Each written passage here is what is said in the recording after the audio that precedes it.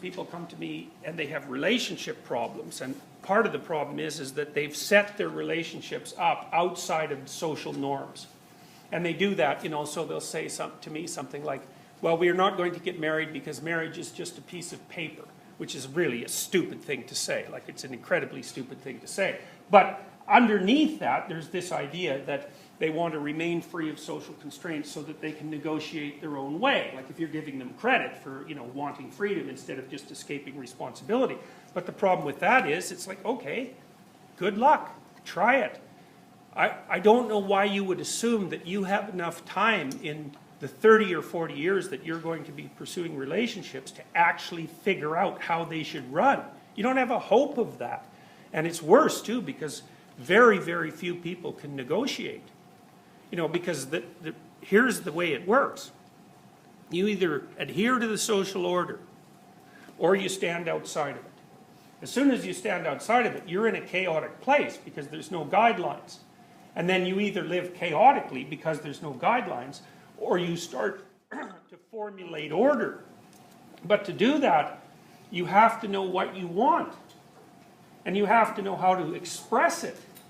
And then you have to figure out what your partner wants and help them express it, and then you have to negotiate a solution. Well, I would say 1 in 20 people know how to negotiate. It's really, really difficult. I mean, just think of the steps. First of all, you have to know what you want, and then you have to admit it to yourself. Well, yeah, right. Like, you're not even going to get to the first one in all likelihood. What do you want? A lot of what you want can't be articulated even, I'll give you an example. So there's a great study done a while back on the prediction of relationship longevity. Okay, so here was the question. How many negative interactions do you have to have per set of how many positive interactions per negative interaction do you have to have with your partner in order for the relationship to remain stable? Okay, so let's say you have 1 negative interaction to every 1 positive interaction, okay? Or maybe you have 10 negatives to every positive. Then you can imagine a different situation where you have 100 positive to 1 negative, right? Spanning the whole potential continuum. And you use that to predict relationship satisfaction and longevity. Well, you might think, well, God, obviously 100 positive to 1 negative is the preferable ratio, and so it's those people who, their relationship is nothing but constant compliments and bliss. They're the ones who last. It's not true.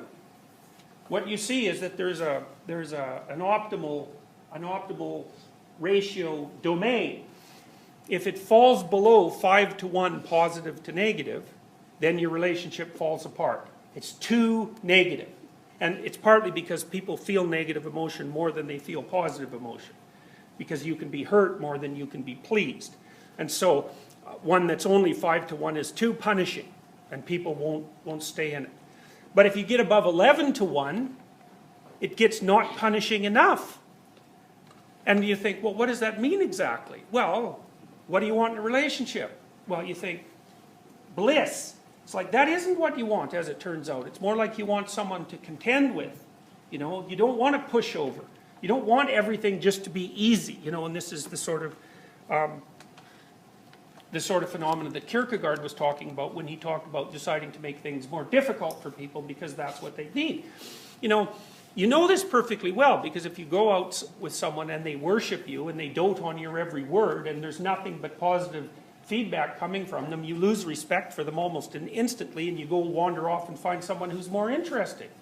And part of the reason for that, I think, is that you want the person that you're with to challenge you, so that not only do you do reasonably well day together, so that you can coexist in the same space with a reasonable amount of peace, but you also want there to be enough tension in the relationship so that you're both involved in a process of mutual transformation.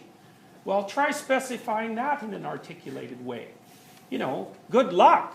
And it also explains strange things about people, like the fact that they'll stay in pretty negative relationships. Like, what the hell are you doing there? If you'd articulated it 2 years ago and you said, well, I want to be with someone I'm miserable with half the time, of course, you're never going to say that, but it could easily be that that's what you're after. So Well, so,